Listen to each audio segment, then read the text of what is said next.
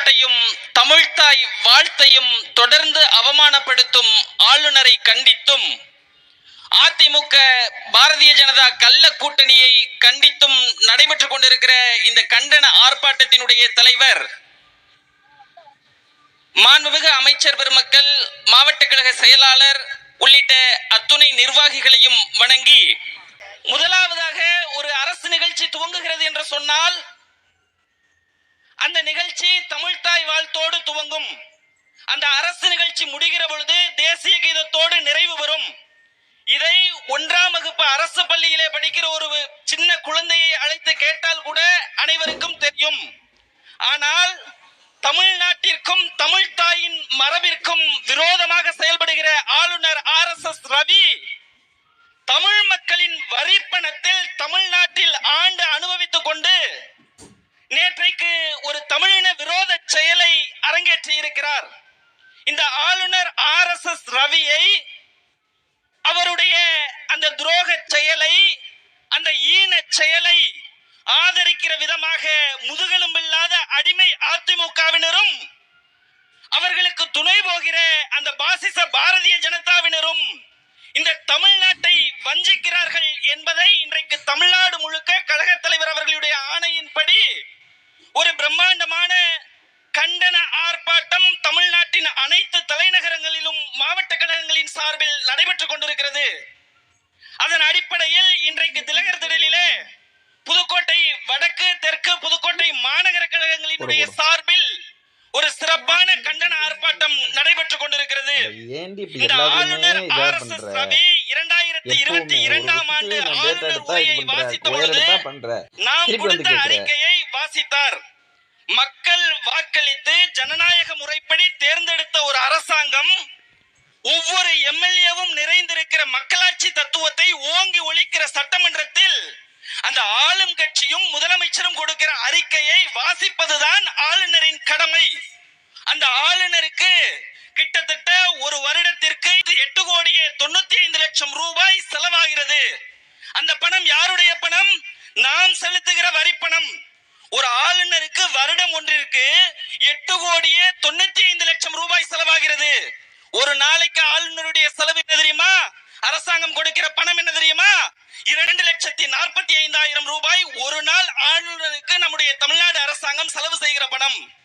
இத்தனையும் நம்முடைய பணத்தில், நம்முடைய வரி பணத்தில் ஆண்டு அனுபவித்து விட்டு தமிழினத்தின் மீதும் தமிழ் மண்ணின் மீதும் உங்களுக்கு வெறுப்பு அரசியல் என்பதை இங்கே நான் ஒவ்வொரு தொண்டரின் வாயிலாக கேட்டுக்கொள்ள விரும்புகிறேன். பேரன்பிற்குரியவர்களே, தெக்கணமும் அதிர் சிறந்த திராவிடனல் திருநாடும் என்கிற அந்த ஒரு வரியை தவிர்த்துவிட்டு தமிழ்தாய் வாழ்த்தை அவமதித்தார். அன்றைக்கு அதிமுக சார்பில் ஏதாவது கண்டன குரல் எழுப்பினார்களா? முதுகெலும்பில்லாத அந்த எடப்பாடி பழனிசாமி எதையாவது எதிர்த்து கேள்வி கேட்டாரா? இல்லை. அவர்களுக்கு இந்த தமிழின் மீதும் தமிழ் மண்ணின் மீதும் அண்ணா என்கிற பெயரை அவருடைய கட்சிகளின் பெயரில் வைத்திருக்கிறார்கள். அண்ணா முழங்கிய மாநில சுயாட்சிக்கு அர்த்தம் தெரியுமா அந்த எடப்பாடி பழனிசாமிக்கு? மாநில சுயாட்சி 50 ஆண்டுகளுக்கு முன்னரே தமிழ்நாடு சட்டமன்றத்தில் தீர்மானத்தை ஏற்றியவர் தலைவர் கலைஞர். அவருடைய வாரிசாக, கொள்கை உடன்பிறப்பாக இன்றைக்கு தமிழினத்தை தாங்கிக் கொண்டிருக்கிற தலைவர் தளபதி அவர்களினுடைய பொற்கால ஆட்சி தமிழ்நாட்டில் நடைபெற்றுக் கொண்டிருக்கிறது. இந்த ஆளுநர் வந்ததிலிருந்து 2022ஆம் ஆண்டு நம்ம ஒரு அறிக்கையை கொடுக்கிறோம், அரசினுடைய திட்டங்களை எல்லாம் தெரிவிக்கிறோம். அதை அப்படியே வாசித்தார்.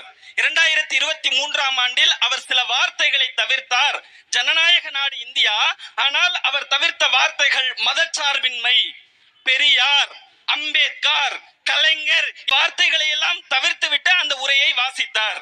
இவருடைய 2024 அடுத்து 24 என்ன சொன்னாரு? தமிழ்தாய் வாழ்த்து இசைக்கும் பொழுதே தேசிய கீதத்தை இசைக்கப்பட வேண்டும் என்று சொன்னார். சபையிலிருந்து வெளியேறினார். 2025லும் அதே கருத்தை தெரிவிக்கிறார். நீங்க எல்லாருக்கும் தெரியும், தமிழ்தாய் வாழ்த்து முதலில் ஒரு நிகழ்வு துவங்குகிற பொழுது பாடப்படும். மீதும் வெறுப்பை கற்பிக்கிற இந்த ஆளுநர் அவருடைய பதவியை ராஜினாமா செய்துவிட்டு டெல்லிக்கு ஓட வேண்டும். திமுகவையும் திமுக காரனையும் எதிர்ப்பதற்கு உங்களுக்கு இந்த ஆளுநர் பதவி தேவையா? உங்களுக்கு அதிகார துணியோடு நீங்கள் இதை எதிர்கொண்டீர்கள் என்று சொன்னால் உங்களுடைய ஆளுநர் பதவியை ராஜினாமா செய்துவிட்டு பாருங்கள், பிஜேபி கட்சியினுடைய மாநில தலைவராக பொறுப்பேற்றுக் கொள்ளுங்கள். ஏதாவது ஒரு தொகுதியில் எங்களுடைய வட்ட செயலாளரை எதிர்த்து நில்லுங்கள், வென்று காட்டுங்கள். அதை விட்டுவிட்டு ஜனநாயக ரீதியில் மக்களின் குரலாக சட்டசபையில் நம்முடைய தமிழ்நாடு அரசாங்கமும் தலைவர் தளபதி அவர்களும் கொடுக்கிற அறிக்கையை வாசிப்பதை விட உங்களுக்கு என்ன வேலை? ஆளுநருக்கு மூணு வேலை தான். என்னன்னா, தமிழ்நாடு அரசாங்கம் இயற்றுகிற அந்த சட்டங்களை எல்லாம் ஒப்புதல் அளிக்க வேண்டும். தமிழ்நாடு அரசாங்கம் அந்த சட்டசபையில இருக்கிறது யாரு? நம்மளால வாக்களிக்கப்பட்டு சட்டசபைக்கு சென்ற மக்கள் பிரதிநிதிகள்.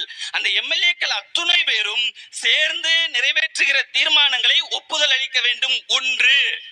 இரண்டாவது, அந்த அரசாங்கம் அந்த ஆண்டுக்கான திட்டங்களையும் நிறைவேற்றி இருக்கிற சட்டங்களையும் ஆளுநர் உரையிலே குறிப்பிடுகிற பொழுது அந்த ஆளுநர் உரையை வாசிக்க வேண்டும். இரண்டு. மூன்றாவது, அரசாங்கம் நிறைவேற்றி அனுப்புகிற அந்த கோரிக்கைகளையும் அந்த சட்டங்களையும் ஆளுநர் கையெழுத்திட்டு ஒப்புதல் அளிக்க வேண்டும். அடுத்தது, நிறைவேற்றி இருக்கிற அந்த தீர்மானங்களை அந்த ஒன்றிய அரசிற்கு அனுப்பி வைக்க வேண்டும். இது எதையுமே செய்யாம தமிழ் மண்ணில் இருந்து கொண்டு 9 கோடி ரூபாய் தமிழ் மக்களின் வரிப்பணத்தை அனுபவித்துக் கொண்டிருக்கிற அந்த RSS ரவி, உனக்கு ஏதாவது தகுதி இருக்கிறதா? தமிழ்நாட்டின் மீதும் தமிழ் மக்களின் மீதும் தமிழ் தாயின் மீதும் வெறுப்பை கற்பிக்கிறீர்கள். தமிழ் மக்கள் தெளிவாக இருக்கிறோம். நிச்சயமாக இந்த ஆளுநர் RSS ரவி தமிழ் மண்ணில் இருந்தும் தமிழ்நாட்டில் இருந்தும் அகற்றப்பட வேண்டும். எங்களுக்கான உரிமைகளை, எங்களுக்கான கோரிக்கைகளை நிறைவேற்றுவதற்கு எங்களுடைய வரி பணத்தில் ஆண்டு அனுபவிக்கிற இந்த RSS ரவி நிச்சயம் தமிழ்நாட்டில் இருந்து விரட்டி அடிக்கப்பட வேண்டும். அவருடைய ஆளுநர் பதவியை திரும்ப பெற வேண்டும் என்பதை உறக்க ஒழித்து நிச்சயம் தமிழ் மண்ணில் இருந்து இந்த RSS சங் பரிவார் அந்த கூட்டங்கள் எல்லாம் நிச்சயம் தமிழ் மண்ணில் இருந்து அகற்றப்படுவார்கள் என்று சொல்லி நல்ல வாய்ப்பிற்கு நன்றி பாராட்டி விடைபெறுகிறேன். நன்றி, வணக்கம்.